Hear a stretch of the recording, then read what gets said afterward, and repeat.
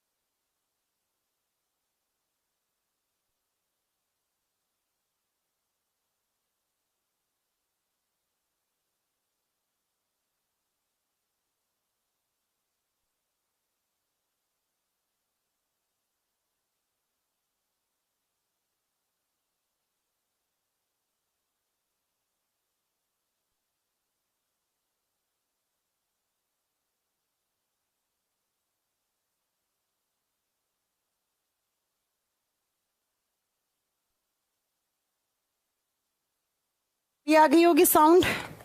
मुझे लगता है मेरे घर में जितनी बैटरी हैं सारी बैटरी खराब हो चुकी है या इनका चार्जर खराब हो गया है। आज मैं नया लाती हूँ। चलो अभी ठीक है साउंड, अभी साउंड आ गया है ना, कोई प्रॉब्लम नहीं है।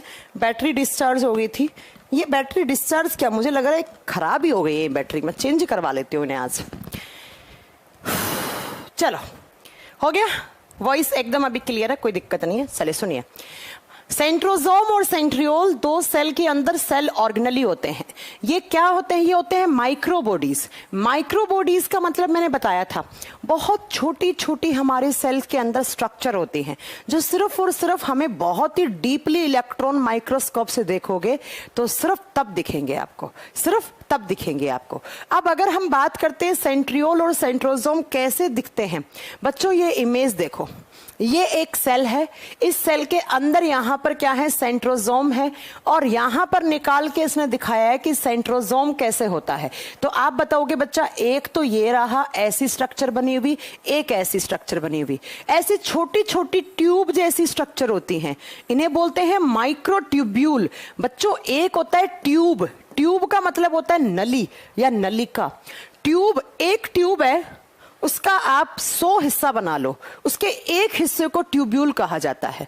मतलब बहुत ही छोटी सी ट्यूब का 100 का ट्यूब के आप ट्यूब को 100 हिस्सों से कट कर लो, उसके एक हिस्से को ट्यूब्यूल कहा जाता है। ट्यूब से भी कई गुना ज्यादा छोटी स्ट्रक्चर होती हैं, ऐसी छोटी छोटी नलियां प्रेजेंट, नलिकाएं, नली ऐसे पाइप से बना हुआ है ना, ये आप देख रहे होंगे ऐसे पाइप से बना हुआ होगा, इन्हें बोलते हैं ट्यूब। ट्यूब का सबसे छोटा हिस्सा ट्यूब्यूल कहलाता है। तो हमारी सेल्स के अंदर ऐसे कुछ माइक्रोबॉडीज हैं जो ट्यूब की फॉर्म में होती हैं या ट्यूब्यूल की फॉर्म में होती हैं, उन्हें ही सेंट्रोसोम कहा जाता है, उन्हें ही तारक काय कहा जाता है। अब तारक काय दो तारक केंद्रों से मिलकर बना हुआ होता है। एक तारक केंद्र ये रहा, ऐसे बहुत सारी ट्यूब का बंडल, और एक दूसरे के 90 डिग्री के एंगल पे ऐसे लगे हुए होते हैं। ये पहला सेंट्रियोल है, ये दूसरा सेंट्रियोल है। तो एग्जाम में क्या क्वेश्चन आता है कि एक तारक काय जो है वो कितने सेंट्रियोल से मिलकर बना हुआ है, एक तारक काय कितने तारक केंद्रों से मिलकर बना हुआ होता है। तब आप क्या बताओगे, एक सेंट्रोसोम 2 सेंट्रियोल से मिलकर बना हुआ होता है। इनकी स्ट्रक्चर, सेंट्रोसोम की स्ट्रक्चर कैसे होती है, तो ऐसे बहुत पतली पतली सी हमारी सेल्स के अंदर पाइप होते हैं। ये पाइप ऐसे मानो लकड़ियों का, बहुत सारी लकड़ी नहीं होती छोटी छोटी पतली पतली, उनका आपने एक बंडल बना दिया, इसको कहेंगे पहला सेंट्रियोल। ये 1 नंबर का क्या है, सेंट्रियोल, ये पहला सेंट्रियोल है। और दूसरा सेंट्रियोल इसी के ऐसे आप बताओगे कि 90 डिग्री के एंगल पे दूसरा सेंट्रियोल ऐसे लगा हुआ होता है, दूसरा सेंट्रियोल ऐसे लगा हुआ होता है। तो इन जो स्ट्रक्चर है, इन दोनों को एक साथ मिलाकर आप क्या कहते हो, इन दोनों को सेंट्रियोल। ये दूसरा सेंट्रियोल है, ये दूसरा तारक केंद्र है। तो जब 2 तारक केंद्र मिलते हैं बच्चों, तब एक सेंट्रोसोम बनता है। जब 2 तारक केंद्र बनते हैं तो एक सेंट्रोसोम बनता है, एक तारक काय बनता है। और जब हम इन सेंट्रोसोम की बात करते हैं, ये नलियां किसकी बनी हुई है बच्चों, ये नलियां बनी हुई होती है प्रोटीन की। कौन सा प्रोटीन है, तो लिख देना, इनमें होता है ट्यूब्यूलिन प्रोटीन। ट्यूब्यूलिन प्रोटीन, जब ऐसे छोटी छोटी ट्यूब्यूलिन प्रोटीन की स्ट्रक्चर एक दोनों से 90 डिग्री के एंगल पर, आप बताओगे ऐसे 90 डिग्री के एंगल पर अरेंज्ड होती हैं, इनको कहा जाता है सेंट्रियोल। और इस पूरी स्ट्रक्चर को नाम दिया जाता है सेंट्रोसोम। इसे कहा जाता है तारक काय। ठीक है, एग्जाम में क्वेश्चन क्या आएगा कि भाई सेंट्रोसोम, जो मैं बताऊंगी सिर्फ वही एग्जाम में क्वेश्चन आता है। सेंट्रोसोम कितने सेंट्रियोल से मिलकर बना हुआ होता है, 2 सेंट्रियोल, एक दूसरे के 90 डिग्री के एंगल पे लगे हुए होते हैं। दूसरी बात आप बताओगे यहां पर कि ये जो छोटी छोटी माइक्रोट्यूब्यूल हैं या माइक्रोबॉडीज हैं जो ट्यूब की फॉर्म में होती हैं, ये किस प्रोटीन की बनी हुई होती हैं, ये ट्यूब्यूलिन प्रोटीन की बनी हुई होती हैं। अब मैं जो नेक्स्ट पॉइंट आपको बताने वाली हूं कि ये किस प्रकार की सेल्स में देखने को मिलते हैं, बच्चों इस पॉइंट को ध्यान से नोट कर लेना, बस एग्जाम में यही आता है। मैं इसको स्टार कर दे रही हूं। अगर आप सेंट्रोसोम की और सेंट्रियोल की बात करते हो, ध्यान से सुन लेना, अगर आप सेंट्रोसोम और सेंट्रियोल की बात करते हो, तारक काय और तारक केंद्र की बात करते हो, तो ये सिर्फ और सिर्फ किस प्रकार की सेल्स में देखने को मिलते हैं? They are present in only animal cell. ये जंतु कोशिकाओं में दिखेंगे, मतलब हमारी सेल्स में। मतलब आपने गाय की, भैंस की, बकरी की, हम लोगों की अगर सेल उठाकर देखी है तो सिर्फ उसमें सेंट्रोसोम और सेंट्रियोल ऐसी स्ट्रक्चर बनी हुई दिखाई देगी। लेकिन अगर आपने कोई प्लांट सेल ली है तो प्लांट के अंदर ये सेंट्रोसोम या सेंट्रियोल एब्सेंट होते हैं, नहीं पाए जाते हैं। तो आप क्या लिखोगे कि पादप कोशिकाओं में तारक काय, तारक केंद्र अनुपस्थित होते हैं, जबकि जंतु कोशिकाओं में ये पाए जाते हैं। और इनका काम क्या होता है? इनका काम होता है बच्चों, जब एक सेल डिवाइड करती है। मैंने आपको ये चीज पढ़ाई थी, ठीक है? मैंने अनिश, कहाँ नहीं लगी दोपहर की क्लास? आप क्या बात कर रहे हैं? किस बैच में नहीं लगी दोपहर की क्लास? पहले ये बताओ। हाँ, किस बैच में नहीं लगी? पहले तो ये बताओ। आप कितनी देर से कमेंट किए जा रहे हैं कि मैम आज दोपहर की क्लास नहीं लगी। अगर आप YouTube की बात कर रहे हैं तो मुझे वहां पर सिर्फ वायरल डिजीज करवानी थी, वो मैंने करवा दी। बाकी मेरी वो बैच में चल रही है क्लास, ठीक है? अभी पढ़ाई पे ध्यान दो। क्या ये फालतू की बात? आपके बैच में लग रही है ना क्लास? YouTube पे मैं क्लास लूं ना लूं, कब लूं, वो तो मेरी प्रॉब्लम है ना, वो मेरी प्रॉब्लम है, ठीक है? सिर्फ पढ़ाई पे ध्यान दो, कमेंट सेक्शन को साइड कर दो। अब मैं अगर बात करती हूँ कि मैम ये सेंट्रोसोम का काम क्या होता है, क्यों होता है ये हमारी सेल्स में, तो बच्चों ये हेल्प करता है। It is helpful in cell division process, helpful in cell division process. यह कोशिका विभाजन की प्रोसेस में सहायक होता है। सेल डिवीजन किसे बोलते हैं हम? कोशिका विभाजन को। अब ये सेल डिवीजन क्या होता है, ध्यान से सुनो। जब एक सेल अपने आप को डिवाइड करती है और डिवाइड करके ऐसे नई दो सेल बना दी, मान लो, एग्जाम्पल बता रही हूं मैं, ठीक है? सिर्फ मैं एग्जाम्पल बता रही हूं कि एक सेल है, इसने अपने आप को डिवाइड किया, डिवाइड करने से दो नई सेल्स बन गई, तो इन्हें बोलते हैं नई सेल, इन्हें बोलते हैं पुरानी सेल, ठीक है? जिस प्रोसेस के थ्रू ये डिवाइड हुई हैं उसे कहा जाता है सेल डिवीजन, उसे कहा जाता है कोशिका विभाजन, कोशिका विभाजन। अब मैं नेक्स्ट पॉइंट क्या बोल रहा हूं, ध्यान से सुनना। जब कोई एक सेल अपने आप को डिवाइड करती है, मैंने आपको बताया था सेल के अंदर क्या होते हैं, क्रोमोसोम भी होते हैं, तो भैया क्रोमोसोम का भी तो डिवीजन होगा। क्रोमोसोम, जब कोई सेल डिवाइड होती है तो सेल के अंदर जो क्रोमोसोम्स होते हैं, जो गुणसूत्र होते हैं, उनका भी डिवीजन होता है, उनका भी विभाजन होता है। तो बेसिकली ये सेंट्रोसोम सेल डिवीजन में सहायक होता है। कैसे होता है सहायक? तो जब कोई सेल अपने आप को डिवाइड कर रही होती है तो उसमें उसके सेंट्रोसोम भी डिवाइड होते हैं या उसके क्रोमोसोम्स भी डिवाइड होते हैं। कुछ क्रोमोसोम्स हैं जो यहां आ जाएंगे, कुछ हैं जो यहां आ जाएंगे। अब किसमें कितने होते हैं वो आगे की बातें, वो छोड़ दो। तो क्या करता है ये सेंट्रोसोम? सेंट्रोसोम जब इस सेल के अंदर सेल डिवीजन होगा, हो रहा होगा, तब क्या करेगा? अपने जो दोनों सेंट्रियोल हैं इनको खोल देगा, इनको ओपन कर देगा। ये जो आप कह रहे हैं ना लकड़ी के बंडल हैं, ये बंडल हैं, इसमें देखो एक ट्यूब, दूसरी, तीसरी, चौथी, ऐसे देखो कितनी सारी ट्यूब हैं। तो सेंट्रोसोम को मालूम चल जाएगा कि इस सेल में डिवीजन होना है, तो सेंट्रोसोम अपने सेंट्रियोल को बोलेगा भैया खुल जाओ, अपने इन सारी ट्यूब को अलग अलग कर दो। और ये ट्यूब अलग होकर ये जो क्रोमोसोम्स है ना, इनमें कॉन्ट्रैक्शन पैदा करती हैं। कॉन्ट्रैक्शन का मतलब होता है इन्हें सिकुड़ने का काम करेंगी, इन क्रोमोसोम्स को अलग अलग करेंगी। क्रोमोसोम्स हमेशा जोड़ियों में होते हैं, बता चुकी हूं मैं। क्रोमोसोम्स किस में होते हैं? पेयर्स में होते हैं। तो इस क्रोमोसोम को कुछ सेंट्रियोल इधर खींचेंगे, कुछ इधर खींचेंगे। आगे जब सेल डिवीजन होगा तो मैं आपको पढ़ाऊंगी क्या कि ऐसे एक क्रोमोसोम यहां चला गया, एक क्रोमोसोम यहां चला गया, एक क्रोमोसोम यहां चला गया, एक क्रोमोसोम यहां चला गया। अब इन दोनों को यहां पर दो पोल बन जाते हैं, दो ध्रुव बन जाते हैं। इन्हीं ध्रुव से निकलते हैं कुछ स्पिंडल फाइबर। फाइबर बनाने का काम करता है कौन? सेंट्रोसोम। किसके थ्रू? सेंट्रियोल के थ्रू। ये जो सेंट्रियोल की जो नलियां है ना, ये नलियां ऐसे अपनी तरफ इन क्रोमोसोम्स को खींचेंगी। अब एक नली इधर खींचेगी, एक इधर खींचेगी, एक इधर खींचेगी, एक इधर खींचेगी। तो ये जो जोड़ियों में क्रोमोसोम है ना, ये अलग अलग हो जाएंगे और अलग अलग होकर कुछ क्रोमोसोम इस सेल में चले जाएंगे, कुछ इसमें चले जाएंगे।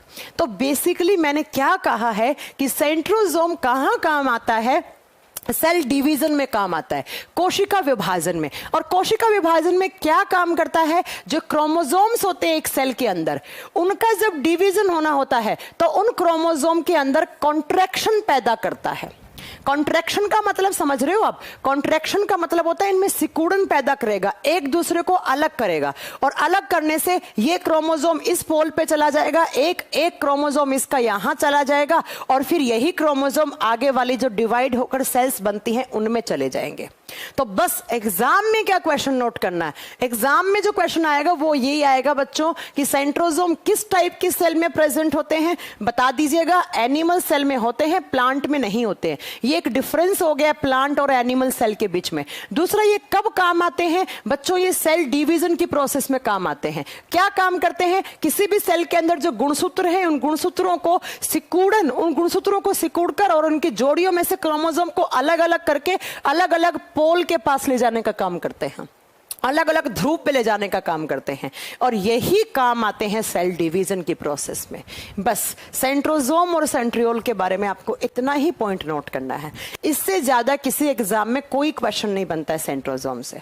ठीक है बच्चों, तो यहां पर चलते हैं आपके सारे के सारे। अच्छा, एक बच्चा कह रहा है मैम आपने गोल्गी बॉडीज नहीं करवाया। नहीं करवाया क्या गोल्गी बॉडीज? लिख लो, अगर नहीं करवाया है तो प्लीज लिखिएगा, सेल के अंदर होता है गोल्गी बॉडीज।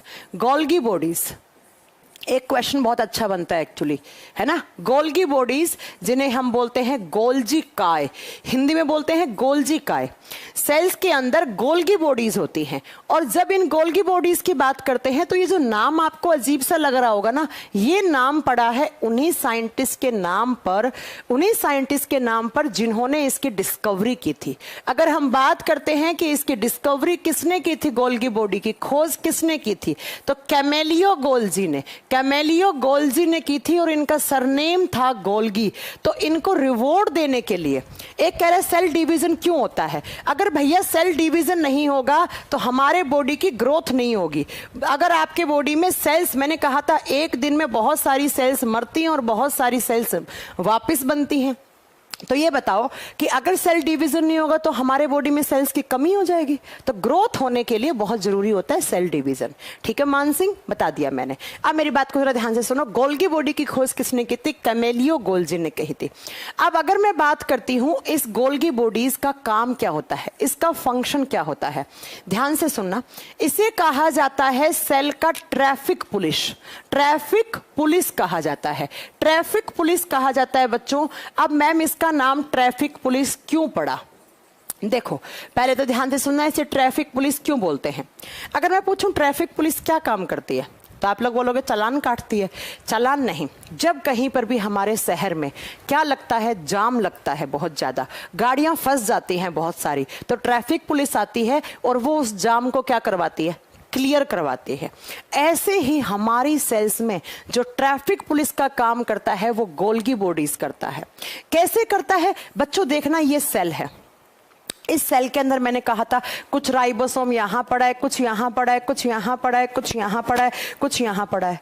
और राइबोसोम क्या बनाते हैं, प्रोटीन बनाते हैं। तो इसका मतलब मैम कुछ प्रोटीन यहां पड़ा होगा, कुछ यहां पड़ा है ऐसे बिखरा, कुछ यहां पड़ा है, कुछ यहां पड़ा है। इसका मतलब मैम हमारी सेल्स में बहुत सारा प्रोटीन अलग अलग जगह पड़ा है, या बहुत सारे न्यूट्रिएंट्स पड़े, पोषक तत्व पड़े। तो इस तरीके से तो हमारी सेल में जाम लग जाएगा, हमारी सेल में बहुत सारा जाम लग जाएगा। मतलब यहां पर जो आपके सेल ऑर्गेनेलीज हैं उनको सस्टेन करने में बहुत प्रॉब्लम हो जाएगी।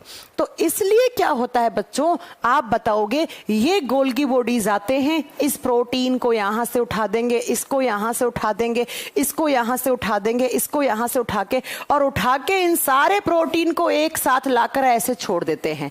तो इस प्रोटीन की हो गई बच्चों पैकिंग, इस प्रोटीन की क्या होगी, पैकिंग हो गई है। प्रोटीन को बांध दिया है, किसकी फॉर्म में, बंडल की फॉर्म में। जैसे मैं बताती हूं आपको, अपने घरों में अपन क्या करते हैं, खेत वेत में एक लकड़ी यहां पड़ी है, एक लकड़ी यहां पड़ी है, एक लकड़ी यहां, एक लकड़ी यहां, ऐसे बहुत सारी लकड़ियां पड़ी है। इन सारी लकड़ियों को उठाओ और उठाकर एक बंडल बना दो, ऐसे ऐसे बंडल बना दिया तो कितना आसान हो जाएगा इन लकड़ियों को ट्रांसपोर्ट करना। है ना। जैसे आपको खेत से घर लकड़ी लेके जानी है तो आप सारी लकड़ियों को उठाओगे और उसको एक जगह बंडल की फॉर्म में बांध दोगे और इसको इजीली आप ट्रांसपोर्ट कर दोगे। तो इसी तरीके से हमारी सेल्स में बहुत सारा प्रोटीन पड़ा हुआ होता है अलग अलग जगह, और अगर ये प्रोटीन अलग अलग जगह रहेगा तो हमारी सेल में जाम लग जाएगा। और फिर इस जाम को क्लियर करने के लिए कौन आएगा भाई साहब? ट्रैफिक पुलिस आएगी। और ट्रैफिक पुलिस क्या करेगी? कुछ प्रोटीन यहां से सब जगह से प्रोटीन उठाया और उस प्रोटीन की क्या कर दी? पैकिंग कर दी, उसको बंडल की फॉर्म में बांध दिया। तो बेसिकली ये किस में काम आता है? ये काम आता है ट्रांसपोर्टेशन में। ट्रांसपोर्टेशन का मतलब क्या होता है? संवहन। संवहन किसका संवहन? एनसीईआरटी में लिखा हुआ है प्रोटीन प्लस न्यूट्रिएंट्स का। तो हमारी सेल्स में जो प्रोटीन और जो पोषक तत्व अलग अलग पड़े हैं, जिसकी वजह से हमारी सेल के अंदर कुछ प्रॉब्लम क्रिएट हो सकती है, तो ट्रैफिक पुलिस आती है और वो इस जाम को क्लियर करती है और क्लियर करके सारे प्रोटीन को क्या कर देगा? बांध देगा या इसे बंडल की फॉर्म में ले आएगा। इसीलिए पता है इसे क्या कहा जाता है? इसे कहा जाता है पैकर्स ऑफ सेल। पैकर्स का मतलब क्या होता है? जो पैकिंग करते हैं। या सेल का बंडल कहा जाता है कि ये बंडल की फॉर्म में ला देता है, या इसी का नाम पड़ता है ट्रैफिक पुलिस। तो अगर एग्जाम में क्वेश्चन आ जाए कि सेल के किस ऑर्गेनली को ट्रैफिक पुलिस कहा जाता है, तो आप क्या आंसर करके आएंगे? गोल्गी बॉडीज को कहा जाता है। और ये किस में काम आता है? ये ट्रांसपोर्टेशन में काम आता है। किसका ट्रांसपोर्टेशन करेगा? या तो किसी प्रोटीन का करेगा, या सेल के अंदर हमारे बहुत सारे न्यूट्रिएंट्स होते हैं जो बिखरे हुए पड़े होते हैं, कुछ बहुत सारे पोषक तत्व होते हैं जो अलग अलग पड़े हुए होते हैं, उन सबको उठाकर उसकी पैकिंग कर देता है, ताकि आसानी से इस प्रोटीन को जिस टारगेट पार्ट पर जाना है वहां पर इजीली ये ट्रांसपोर्ट हो जाए। इजीली क्या हो जाए? ये ट्रांसपोर्ट हो जाए। ये एग्जाम में क्वेश्चन बन सकता है बच्चों। ये कहां होते हैं? एक बच्चा पूछ रहे सेल के पास। तो ये जो न्यूक्लियस है ना सेल का, इस न्यूक्लियस के आसपास वाले एरिया में गोल्गी बॉडीज होती हैं। कैसे बनी हुई होती हैं? अगर आप इमेज देखोगे ना कभी सेल के अंदर, बच्चा कैसे दिखते हैं? बच्चा आपको ये ऐसे दिखते हैं। आपको ये किनारा इनका फूला हुआ होता है, ऐसे दिखते हैं आपको। ऐसे ऐसे कुछ क्या पड़ा हुआ होता है? आपका गोल्गी बॉडीज पड़े हुए होते हैं। ठीक है। अब मैं एक ना बहुत अच्छा स्टार बना के पॉइंट लगा रही हूं, ध्यान से सुन लीजिएगा। इन गोल्गी बॉडीज का जो किनारा होता है, ये वाला किनारा, ये किनारा जब ये गोल्गी बॉडीज बहुत ज्यादा मतलब बड़े हो जाते हैं, बड़े का मतलब बहुत दिन तक ये सरवाइव कर लिए सेल के अंदर, तो इनका ये जो किनारा है ना, इनके किनारे, ये किनारे ऐसे फूल जाते हैं और फूल के ये नीचे टूट के गिर जाते हैं। और जैसे नीचे टूट के गिरेगा इसका नाम पड़ जाएगा लाइसोसोम, जो मैं आपको पढ़ा चुकी हूं। तो एग्जाम में क्या क्वेश्चन आता है भैया? एग्जाम में सीधा सीधा क्वेश्चन आता है कि किसके टूटने से लाइसोसोम बनते हैं। अगर एग्जाम में क्वेश्चन आ गया तो बताओ क्या आंसर करोगे? कि जब हमारी सेल्स के अंदर जो गोल्गी बॉडीज होते हैं, गोल्गी बॉडीज का जो किनारा होता है, वो किनारा अगर फूल जाता है और बैग जैसी स्ट्रक्चर बन जाती है, तो बच्चों उसे क्या कहते हैं? वो बैग जैसी स्ट्रक्चर बन के और टूट के नीचे गिर जाती है, तो नीचे गिरते ही उसे क्या कहा जाता है? उसे कहा जाता है लाइसोसोम। तो बताओ किसके टूटने से लाइसोसोम बनते हैं? गोल्गी बॉडीज, गोल्जी काय के टूटने से हमें क्या मिलते हैं? हमारी सेल्स में लाइसोसोम मिलते हैं। इसका मतलब मैम दो फंक्शन हो गए इसके, ये ट्रांसपोर्टेशन का भी काम करेगा और दूसरा ये लाइसोसोम को भी फॉर्म करता है। यस, बिल्कुल सही बात है, ये लाइसोसोम को भी बनाता है। तो गोल्गी बॉडीज के बारे में इतने पॉइंट। अब सुनो नेक्स्ट बात। एक बच्चा बहुत देर से चिल्ला रहा है कि ma'am Golgi bodies plant cell में होते हैं। बच्चों प्लांट सेल में भी गोल्गी बॉडीज होते हैं और हमारी सेल्स में भी, हमारी बोले तो एनिमल सेल, प्लांट और एनिमल, पादप कोशिका और जंतु कोशिका दोनों में ही होते हैं। बस डिफरेंस क्या है वो सुन लीजिएगा। लिखना, it is present in both plant and animal cell, दोनों में पाया जाता है। पादप कोशिका, जंतु कोशिका दोनों में पाया जाता है। बस डिफरेंस क्या है? प्लांट सेल में गोल्गी बॉडी को नाम अलग दिया जाता है। क्या नाम दिया जाता है? डिक्टियोसोम्स। प्लांट सेल में इन्हें डिक्टियोसोम नाम से पुकार दिया जाता है बच्चों। डिक्टियोसोम, हिंदी में सोम लिखा जाएगा। तो अगर आपसे क्वेश्चन पूछ ले कि किस कोशिकांग को पादप कोशिका का डिक्टियोसोम कहा जाता है, तो आंसर क्या आएगा? Golgi bodies. गोल्गी बॉडीज या गोल्गी अपार्टस कहा जाता है इन्हें। तो गोल्गी बॉडी को प्लांट सेल में डिक्टियोसोम कहा जाता है, लेकिन गोल्गी बॉडी को एनिमल सेल में या तो गोल्गी बॉडीज ही बोलेंगे, या तो गोल्गी बॉडीज मतलब ज्यादा, या इनका नाम पड़ता है लिपोकॉन्ड्रिया। क्या नाम पड़ता है? लिपोकॉन्ड्रिया। लिपोकॉन्ड्रिया हिंदी में सेम नाम है, लिपोकॉन्ड्रिया। या इनका एक नाम और होता है, इन्हें गोल्जी वेसाइकल भी कहा जाता है। इनको गोल्गी वेसाइकल भी कह दिया जाता है। ये लीजिए, तो एनिमल सेल में गोल्जी काय या लिपोकॉन्ड्रिया, गोल्गी वेसाइकल को हिंदी में गोल्जी काय कहेंगे, लेकिन प्लांट सेल में इनका नाम डिक्टियोसोम हो जाता है, लेकिन होते दोनों में है। ठीक है। शैलेश कह रहे हैं मैंगो का वैज्ञानिक नाम क्या होता है? मैंगिफर इंडिका। मैंगिफर इंडिका होता है आम का बॉटनिकल नेम, वैज्ञानिक नहीं होता है। फ्रूट्स और प्लांट्स के लिए बॉटनिकल नेम यूज लिया जाता है। ठीक है। एक कह रहा है मुझे समझ में नहीं आ रहा, अजीत कुमार। तो अजीत जी आप कह रहे हैं मेरा नया बैच है, तो पहले आप प्रीवियस क्लासेस देखोगे तो ही समझ में आएगा, वरना कोई मतलब नहीं है। तो ये हो गया आपका गोल्गी बॉडी, जिसे आप ट्रैफिक पुलिस बोलते हो। अब तो खत्म हो गए, अब तो कोई ऐसा सेल ऑर्गेनेल नहीं बचा जो मैंने आपको करवाया नहीं, सबके सब करवा दिए। अब मैं आप लोगों का टेस्ट लूंगी। अभी तक तो मैं पढ़ा रही थी, अब आप पढ़ोगे। अब आप मुझे बताओगे कि प्लांट सेल में और एनिमल सेल में क्या क्या डिफरेंस होते हैं। सब करवा चुकी हूं, रिकॉल करो पुराने क्लासेस। आप बताओगे, कम से कम 7-8 आप बताओगे, 2-3 मैं बता दूंगी। चलो शुरू हो जाओ, चलो शुरू हो जाओ। प्लांट सेल इधर लिखो, प्लांट सेल इधर लिखो, एनिमल सेल, और इन दोनों में डिफरेंस बताओ। पादप कोशिका और जंतु कोशिका में क्या क्या डिफरेंस बताए थे मैंने, क्या क्या अंतर बताए थे। चलो अब मैं देखती हूं आपने कितना पढ़ा है। बहुत क्वेश्चन पूछते हो ना, अब मैं पूछ रही हूं आपसे। चलो जल्दी स्टार्ट करो। गोल्गी बॉडीज का मेन फंक्शन बता तो दिया आपको, चलो जल्दी बताइए। रक्षाबंधन के दिन छुट्टी चाहिए, ठीक है, देखेंगे, इस पे सोच लेंगे। अरे जल्दी बताओ। एक बच्चे ने बता दिया, मणिकांत प्रकाश ने बताया सबसे पहला कि मैम सेल वॉल का, बिल्कुल सही बोला। आप लोग बताओगे, मैं बोर्ड पे लिखूंगी, मैं कुछ नहीं बताऊंगी अपने हिसाब से, सब बता चुकी हूं, मैं पढ़ा चुकी हूं। पहला मैंने बताया था कि प्लांट सेल है तो उसमें सेल वॉल इज प्रेजेंट, इधर सेल राइट का टिक है मतलब प्रेजेंट है, मतलब पादप कोशिकाओं में कोशिका भित्ति पाई जाती है। सब पढ़ाया हुआ है आपको, अब मालूम चलेगा आप कितने पढ़ रहे हो क्लास में। ठीक है। और नोट्स में कोई नहीं देखेगा और गूगल भी कोई नहीं करेगा, जरा ध्यान से सुनिएगा। तो इधर हो गया। चलो 5 लॉज ही लिखवा दूं, आज लिखवा दूंगी। ठीक है। आज से मुझे हर क्लास में याद दिलवा देना, हर क्लास में नहीं, हर बुधवार बृहस्पतिवार को मैं 5 स्टडी और 5 साइंटिफिक नेम लिखवा के जाऊंगी आपको। ठीक है। हर बुधवार और बृहस्पतिवार को मुझे याद दिला देना कि मैम 5 तो स्टडी लिखवा दो आप। और पहले स्टडी से स्टार्ट करते हैं, एक साथ तो आपको कंफ्यूजन हो जाएगा। अभी स्टडी लिखवाती हूँ इस वीक, नेक्स्ट वीक आपको 5 साइंटिफिक नेम लिखवाऊंगी। खत्म। चलो जो आप बोलोगे वो कर दूंगी, लेकिन बस मेरी क्लास में फालतू कमेंट मत करा करो। ठीक है। प्लांट सेल में 70S राइबोसोम होता है, ये मैंने तो नहीं पढ़ा है भाई साहब, आप कहां से पढ़ के आए मुझे नहीं पता।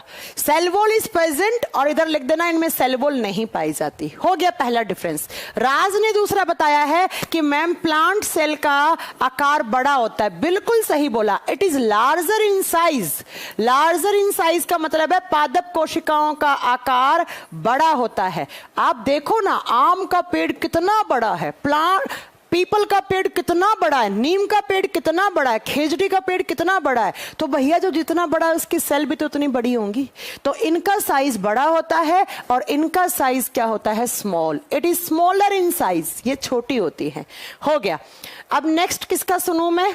नेक्स्ट सुनती हूं विनय कुमार। विनय कुमार कह रहे हैं कि मैम प्लांट सेल में प्लास्टिड क्लोरोप्लास्ट होता है। बिल्कुल सही कहा आपने, प्लांट सेल में क्लोरोप्लास्ट होता है, मतलब हरित लवक होता है, जबकि एनिमल सेल में क्लोरोप्लास्ट नहीं होता है। आप अच्छे से नोट्स बनाना, मैं तो क्रॉस और ये कर रही हूं। आप लिखोगे प्रेजेंट, एब्सेंट, उपस्थित होते हैं, नहीं उपस्थित होते हैं। चलो अगला किसका देखा जाए। अगला हो गया प्रेम प्रकाश। एक राइबोसोम रेयर होते हैं, मैंने नहीं पढ़ा है राइबोसोम रेयर होते हैं, मैंने तो कहा था धरती पर सारी सेल्स में राइबोसोम होते हैं। चलो अगला बताओ। प्लास्टिड होते हैं बच्चा, प्लास्टिड का ही तो टाइप क्लोरोप्लास्ट है। कभी कभी बुक्स में हाँ ऐसा भी लिखा हो सकता है, आप लिख लो कोई बात नहीं, कि इनमें प्लास्टिड प्रेजेंट होते हैं, प्लास्टिड्स पाए जाते हैं, लवक उपस्थित होते हैं, जबकि इनमें नहीं होते हैं। चलो अगला बताओ। अगला मैं आप बच्चों की लिख रही हूं, आप लोग सही बताओगे तो सही लिखूंगी, गलत बताओगे तो हाँ। एक ने कहा है, कृष्णकांत कोठारी ने कहा है लाइसोसोम्स आर रेयर, बहुत बढ़िया। मैंने कहा था प्लांट सेल अगर कोई है तो प्लांट सेल में लाइसोसोम्स बहुत मुश्किल से प्रेजेंट होते हैं। लाइसोसोम आर रेयर कहने का मतलब है कि प्लांट सेल में लाइसोसोम रेयर का मतलब होता है कुछ एक दो इक्का दुक्का प्लांट होगा जिसमें होगा, लेकिन ज्यादातर प्लांट्स में लाइसोसोम नहीं होता है। तो लिख दो लाइसोसोम कभी कभी पाए जाते हैं। ये आते हैं डिफरेंस एग्जाम में। पता है कैसे क्वेश्चन आएगा? 4 ऑप्शन देगा, बोलेगा इन दोनों प्लांट और एनिमल सेल के बीच का डिफरेंस क्या बन सकता है। अब वो ऑप्शन आपको देखना पड़ेगा। चलो, लाइसोसोम कभी कभी पाए जाते हैं, कभी कभी, लेकिन अगर कोई एनिमल सेल है बच्चों, एनिमल सेल में हमेशा लाइसोसोम होते हैं, तो इधर क्या लिख दोगे? Lysosomes are always present, lysosome हमेशा उपस्थित होते हैं। ऐसा कोई एनिमल सेल नहीं है जिसमें लाइसोसोम ना हो बच्चों। चलो अगला बताओ, हो गया, लिखते जाना अपनी नोटबुक में, नोट्स बना लेना इनके। नेक्स्ट कह रहा है मैम प्लांट सेल ऑटोट्रोप्स होते हैं, बहुत सही। मैंने कहा था जब क्लोरोप्लास्ट करवाया था कि प्लांट्स अपना खाना खुद बनाते हैं, कौन सी प्रोसेस के थ्रू? फोटोसिंथेसिस के थ्रू। तो जो अपना खाना खुद बनाते हैं बच्चों, उन्हें क्या कहते हैं? ऑटोट्रोप्स। तो प्लांट सेल्स क्या होती हैं? ऑटोट्रोप्स होती हैं। और ऑटोट्रोप्स का मतलब क्या होता है? स्वयंपोषी, जो अपना खाना स्वयं बनाए उन्हें ऑटोट्रोप्स बोलते हैं। लेकिन हम लोग खाना, हमारे बॉडी के अंदर बनता है क्या ग्लूकोज? नहीं। अगर हम लोगों की बॉडी के अंदर ग्लूकोज बनता ना तो कोई बेड से ही नहीं उठता। हम लोग क्यों भागते हैं? रोटी कमाने के लिए, अच्छा खाने के लिए, और कुछ नहीं है। इसलिए हम लोग हैं हेटेरोट्रोप्स। तो एनिमल सेल्स क्या होती हैं? हेटेरोट्रोप्स होती हैं, मतलब परपोषी, दूसरों पे डिपेंड करती हैं भोजन के लिए। हो गया। चलो नेक्स्ट डिफरेंस बताओ भाई साहब, कौन बताएगा? अगला अगला कौन है महानुभाव? हाँ, रोशे ने बताया। रोशे रुथ बोल रहे हैं कि मैम प्लांट सेल में वैक्यूल का साइज बड़ा होता है। आपने बताया था वैक्यूल क्या होता है? एक रसधानी जिसके अंदर रस भरा हुआ है। रिक्तिकाओं का आकार बड़ा होता है। प्लांट सेल में रिक्तिका का आकार क्या होगा? बड़ा होगा। जबकि एनिमल सेल में वैक्यूल क्या होगा? स्मॉल होगा, छोटा होता है बच्चों। यहां पर छोटा होता है।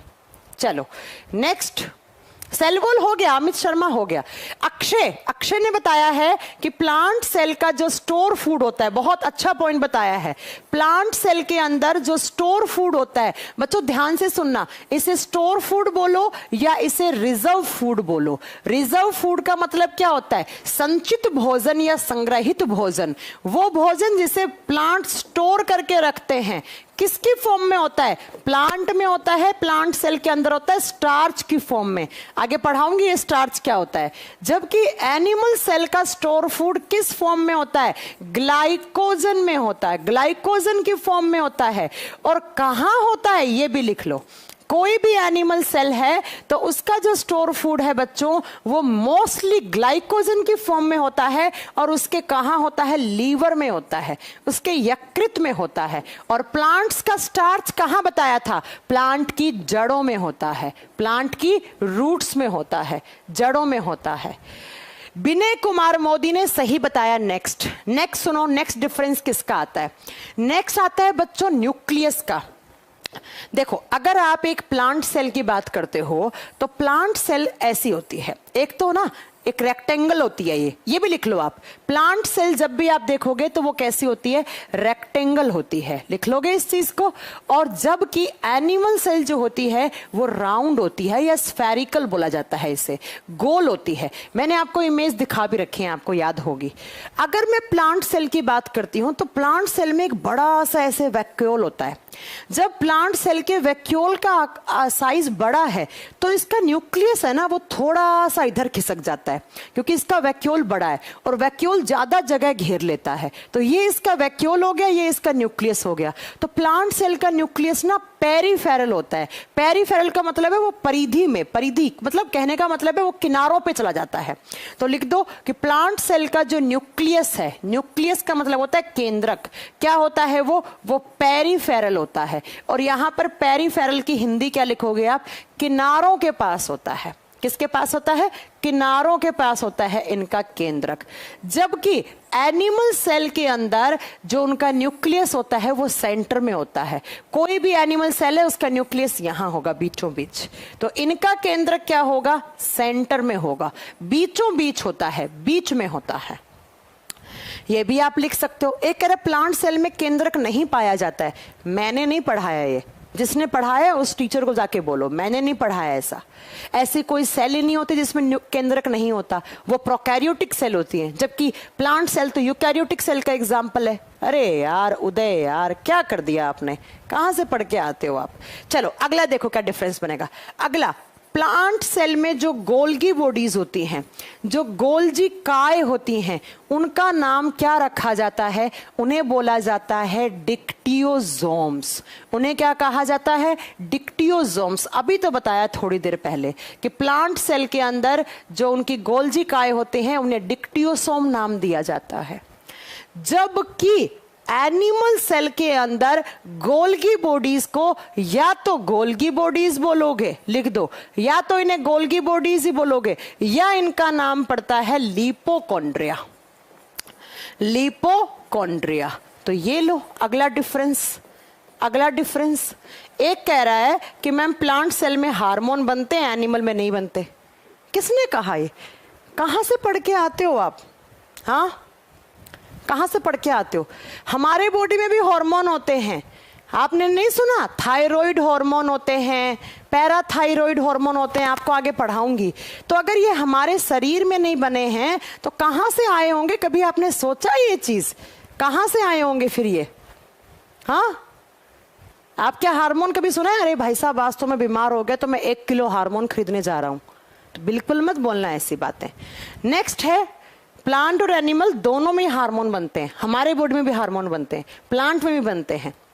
अगला जो डिफरेंस है वो बाल किशन ने सही बताया है, स्फेरोजोम एंड ग्लाइक्सोसोम्स का। अगर आपको कल की क्लास याद है तो प्लांट सेल में मैंने बताया था spherosomes and glycosomes are present. Spherosome and glycosomes are present. Present का मतलब है पादप कोशिकाओं में स्फेरोजोम और ग्लाइक्सोसोम पाए जाते हैं। लेकिन अगर कोई एनिमल सेल है तो उसमें स्फेरोजोम और आपके ग्लाइक्सोसोम्स क्या होंगे? एब्सेंट होंगे, इनमें नहीं पाए जाते। चलो नेक्स्ट सुनो, नेक्स्ट मैं बताती हूं। देखो प्लांट सेल के चारों तरफ क्या होता है? सेल वॉल होता है। इसीलिए सेल वॉल मैंने बताया था सेल्यूलोज का बना हुआ होता है, याद करो आप। और जो सेल्यूलोज का बना हुआ होता है तो वो हार्ड होता है। तो प्लांट सेल का जो साइज है ना वो हमेशा फिक्स रहता है। लेकिन हमारे बॉडी में साइज में बताऊं, आरबीसी अलग अलग साइज का दिखेगा, अलग शेप का दिखेगा, डब्ल्यूबीसी अलग दिखेगा, प्लेटलेट्स अलग दिखेगा, आंखों वाली सेल्स अलग दिखेंगी, नाक वाली अलग दिखेंगी। तो हमारी सेल्स का साइज और शेप फिक्स नहीं होता है, लेकिन प्लांट सेल का साइज और शेप दोनों फिक्स होता है, बिकॉज प्लांट सेल में सेल वॉल है, हम लोगों में नहीं है।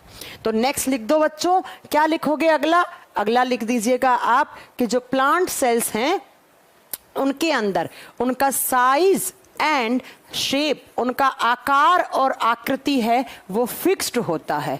तो इनका आकार और आकृति निश्चित होता है। आकार और आकृति निश्चित होते हैं बच्चों। निश्चित का मतलब फिक्स्ड होते हैं। लेकिन ये इनकी सेल्स और साइज फिक्स नहीं होते हैं, वो इर्रेगुलर होते हैं। इर्रेगुलर का मतलब होता है अनिश्चित आकार की। उन्हें जैसी जगह मिलती है वैसा ही अपना शेप ढाल लेते हैं। सब ऑर्गन्स की सेल्स अलग अलग दिखते हैं। ठीक है, लिख दोगे? चलिए एक लास्ट बट नॉट लीस्ट अगला डिफरेंस अभी थोड़ी देर पहले बताया कि एनिमल सेल में सेंट्रोजोम एंड सेंट्रियोल होते हैं, लेकिन प्लांट सेल में सेंट्रोजोम्स आर उन्हें जैसी जगह मिलती है वैसा ही अपना शेप ढाल लेते हैं। सब ऑर्गन्स की सेल्स अलग अलग दिखते हैं। ठीक है, लिख दोगे?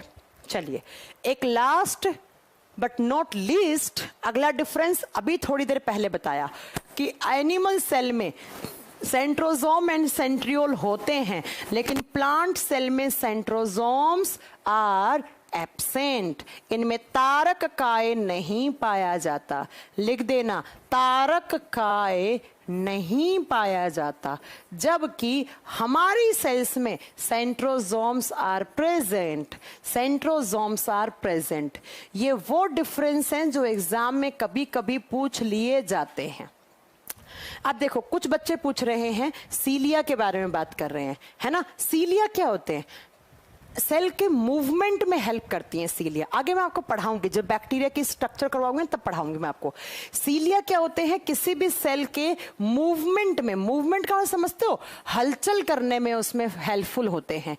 तो एनिमल सेल में मूवमेंट होता है, हमारी सेल्स में मूवमेंट होता है ना, जबकि प्लांट में कोई मूवमेंट नहीं होता। तो प्लांट सेल में ये सीलिया नहीं होती हैं।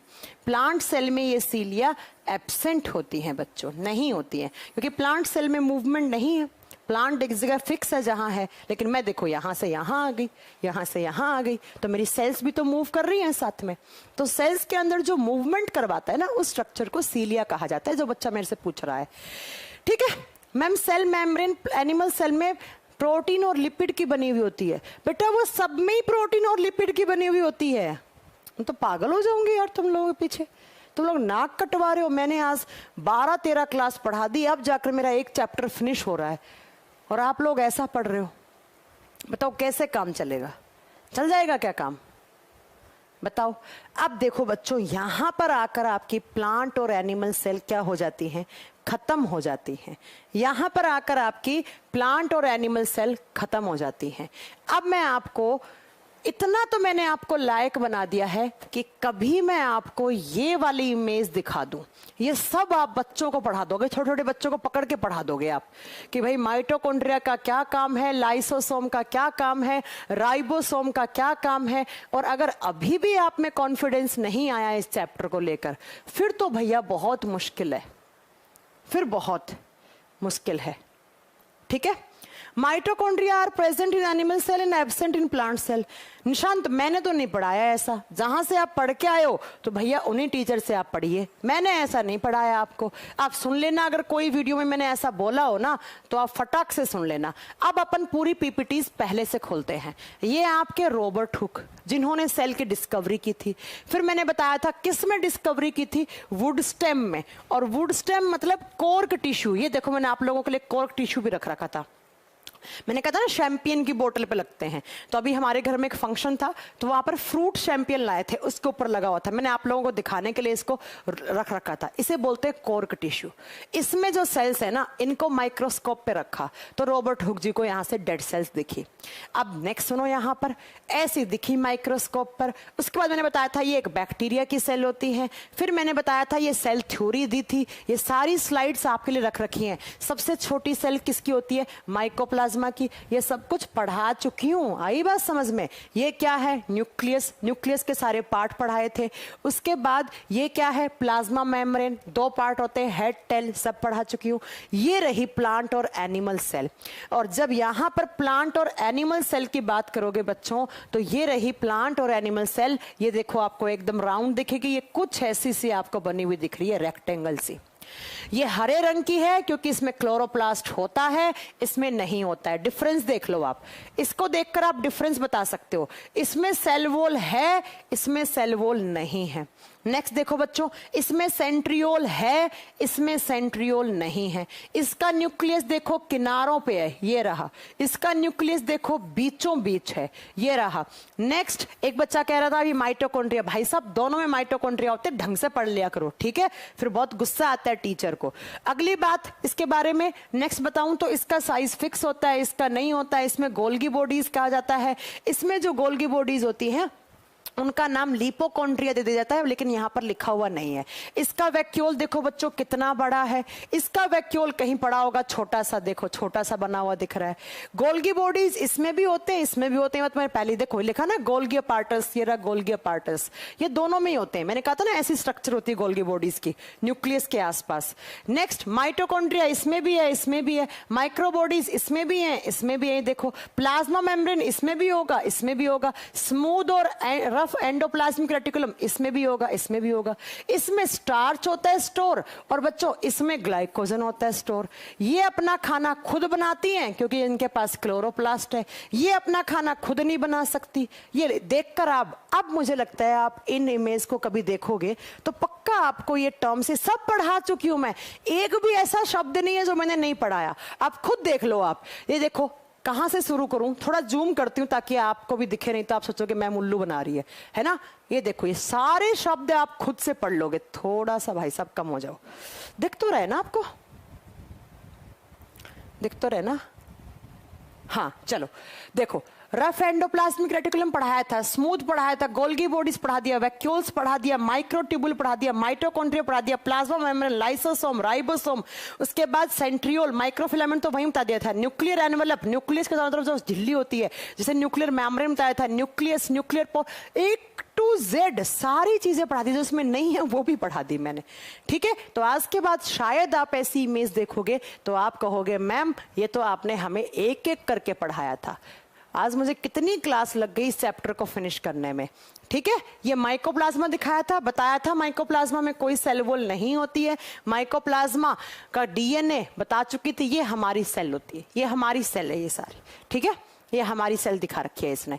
ये एक बैक्टीरिया की सेल होती है, पहले बताया था बैक्टीरिया में किस टाइप की सेल्स होती हैं, प्रोकैरियोटिक टाइप की सेल्स होती हैं।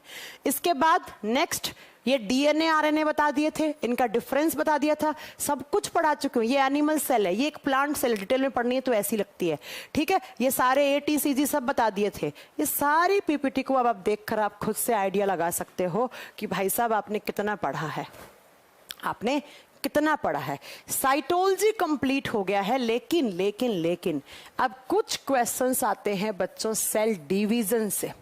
किससे आते हैं? सेल डिवीजन से आते हैं, कोशिका विभाजन से। कोशिका विभाजन से कुछ क्वेश्चन बनते हैं। तो ये बताओ अभी पढ़ाऊं या आपके अभी डाउट ले लूं, या एक नई क्लास से इसे स्टार्ट करें?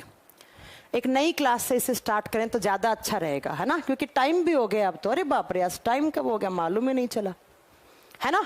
सेल डिवीजन कल से स्टार्ट करते हैं। 2 क्लास लगेंगे सेल डिवीजन पढ़ाने में, ज्यादा नहीं लगेंगी मुझे, 2 क्लास में खत्म हो जाएगा। कोशिका विभाजन नाम से तो क्लियर है ना बच्चों, नाम से क्लियर ना। एक सेल अपने आप को डिवाइड करके जो नई सेल्स में बदल जाती है, नई सेल्स बना देती हैं, उसे ही तो सेल डिवीजन बोलते हैं। ये हम कल और परसों 2 क्लास में खत्म कर लेंगे, और परसों अपना बेटा ये चैप्टर फिनिश। फिर मैं वापस आऊंगी रक्षाबंधन के बाद तो एक नए चैप्टर के साथ एंट्री करूंगी। पहले टिश्यू पढ़ाऊंगी, फिर उसके बाद कोई ऑर्गन्स वगैरह से, है ना। तो अब मुझे कोई भी किसी का कोई डाउट हो तो अब पूछो यार तुम।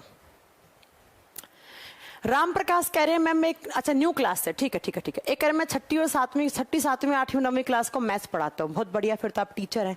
एक कह रहे मेटाफेज पढ़ाओ। अरे बेटा मेटाफेज एक स्टेज होती है सेल डिवीजन की, वो कल आएगी, ठीक है। इसके अलावा हाँ, बोर्ड पर टाइम थोड़ा लेट है, मैं लेट करके रखती हूँ इस पे, तुम्हें पता नहीं है इसलिए। C3 और C4 साइकिल होते हैं, जब मैं आपको डिटेल में फोटोसिंथेसिस करवाऊंगी तब बताऊंगी मैं आपको वहां पर न्यू क्लास से, ठीक है वंदना। सेल के क्वेश्चंस करवा दो, क्वेश्चन नहीं करवाती हूं मैं भी, ये कोई प्रैक्टिस बैच नहीं है आपका, ये कोई प्रैक्टिस बैच नहीं है, ठीक है। इसके अलावा प्लीज मैंने मैनेजमेंट को कॉल किया था, मना कर रहा था, प्लीज मैम कर दो। किस चीज का रिटर्न कर दो, मुझे कुछ समझ में नहीं आया आपका।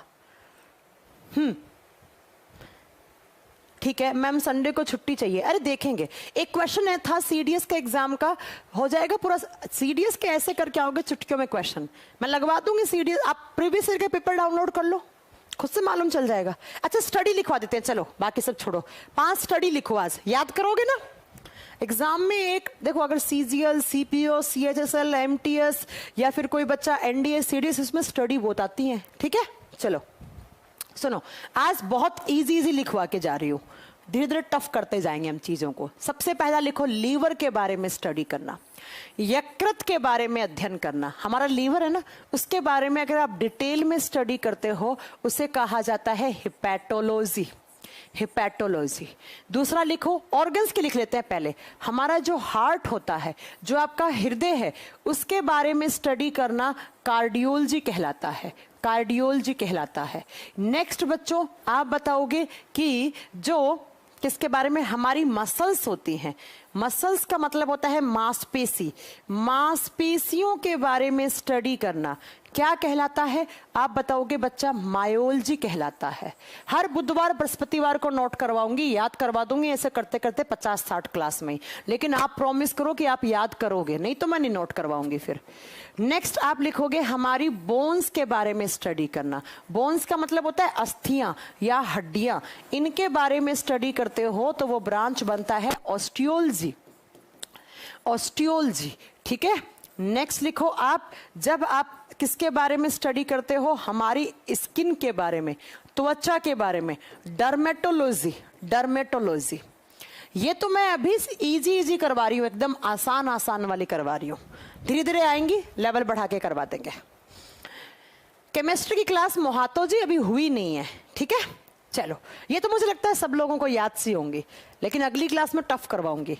कल 5 टफ करवाऊंगी, आज इजी करवा दी, ठीक है भाई साहब। चलिए फिर हाँ, सिर्फ बुधवार और बृहस्पतिवार को स्टडी करवाऊंगी 1 सप्ताह, ठीक है। लिख लेना इस चीज को।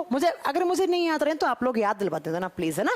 देखो, अगर मैं बात करती हूँ वेडनेसडे और थर्सडे को मैं हर क्लास में आपको स्टडी नोट करवाऊंगी, और मंडे और ट्यूसडे में मैं आपको साइंटिफिक नेम नोट करवाऊंगी।